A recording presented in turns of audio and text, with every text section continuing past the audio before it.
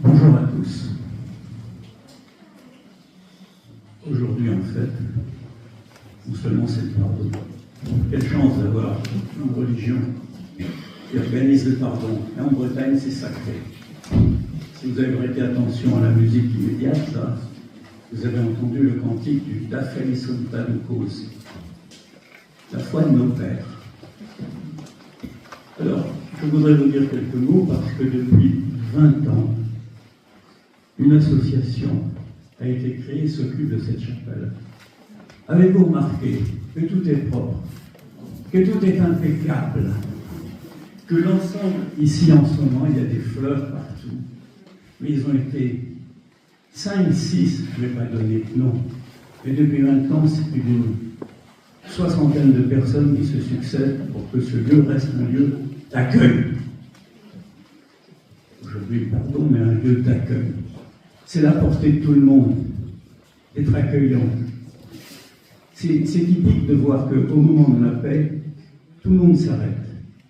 Et tout à l'heure, je trouvais avec émotion que vous étiez tous en train de vous donner la paix les uns aux autres. Tout le monde a beaucoup besoin de paix. Or, aujourd'hui, 20 ans simplement pour notre association. 20 ans, c'est rien. La chapelle actuelle, vous savez, date de, je vais dire aux plus jeunes, Louis XIV avait 3 ans à ce moment-là. 1640, on va au IVe siècle. Alors 20 ans par rapport à 4 siècles. Et avant cette première chapelle, il y avait ici un oratoire, sans doute fondé par les moines de Bégard, dès le XIIIe. Ceux qui voudront voir l'histoire iront voir le site de la chapelle. Il est remarquablement fait. Je ne donnerai pas de nom pour ne pas choquer ou oublier les bénévoles qui sont intervenus ici. Il y en a tellement. Et cette chapelle est dédiée à Itronde Varia Guerzicourt. Tout à l'heure, on a entendu des voix sémitiques. En breton, cela veut dire que cette chapelle est dédiée à Madame Marie du vrai secours. Réfléchissez-y, c'est une traduction littérale du breton. Les plus français ou bien pas diront Femme de bon secours. Itronde Varia Guerzicourt. Alors, si nous sommes aujourd'hui ici, je rends d'abord hommage à quelqu'un pour lequel on a prié tout à l'heure, qui est Jean Le Guen. Jean, il y a 20 ans, en 2006, aurait pris sa retraite ici, à Elverne. Jean était né au Havre, parce que beaucoup de Bretons à l'époque s'étaient installés au Havre, à Marseille, à différents endroits, et marins. Et Jean, revenu ici, après avoir été l'adjoint au responsable du personnel du port autonome du Havre, Jean est venu à fonder, présider l'association, créée donc en 2006, fédérer les énergies pour la conservation, la mise en valeur, et la conservation surtout, et l'accueil. Et dès le départ, il a voulu organiser des visites. Ce sont tous les bénévoles qui sont succédés qui ont organisé des visites. Chacun expliquant des visites commentées.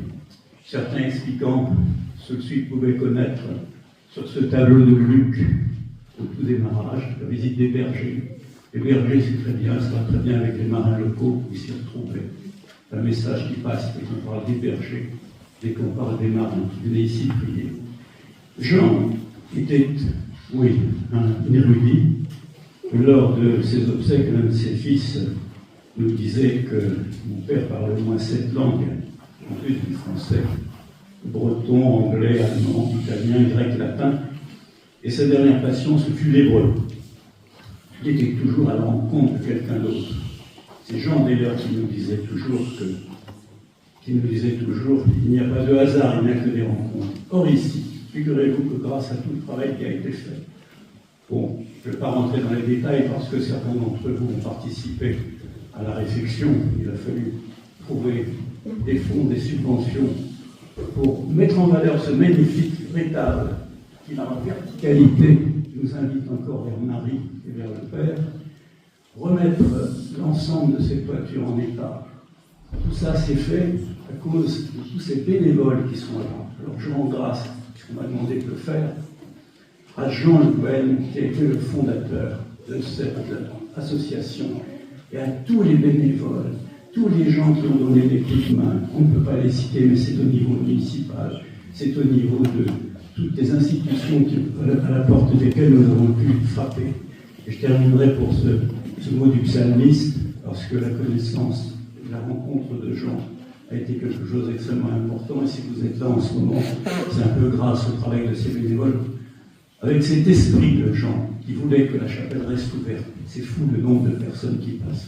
Savez-vous que depuis 20 ans, cela fait plus de 15 000 personnes qui visitent, qui rentrent. Bien sûr, nous sommes près du GR34, mais les églises peuvent être vides, mais cette chapelle, regardez aujourd'hui le nombre que vous êtes, elle est toujours remplie avec des gens de toute origine, de toute confession.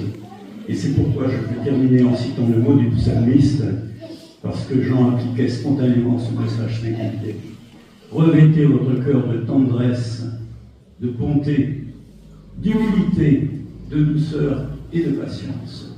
Et si vous êtes un peu disponible, venez dans cette association. Elle a encore besoin de vous. Il y a encore 5 siècles qui nous attendent.